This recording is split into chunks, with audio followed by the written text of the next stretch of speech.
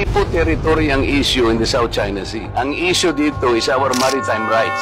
The maritime rights designated by our exclusive economic zone, these are not territories under public international law. The complications of the West Philippine Sea has not been explained to our people. Kaya po nagiging vulnerable tayong lahat eh. Sir, sa totoo lang po, if CICC and other agencies would cooperate with one another to empower our people, to educate them all, wala pong madideceive kahit ano pang gawin ng China. Kasi alam po na, we are all claimants dito po sa panig ng South China Sea. Several of us, Philippines, China, Vietnam, hindi po natin alam ang Vietnam as the most features occupied in the South China Sea. They had 22, China is 14, tayo, 8, Malaysia, 14, Taiwan, 1. Kaya po nagsimula dito, ang mga kababayan natin, kahit na pong i-feed mo sa kanya, akala niya yung totoo because we were unable to educate them. Kailangan po tayong mag-educate. Tama po kayo sa premise nyo kanina, but until and unless you are able to educate our people on the complex issues surrounding the South China Sea, pare-pareho tayo pong mabibiktima.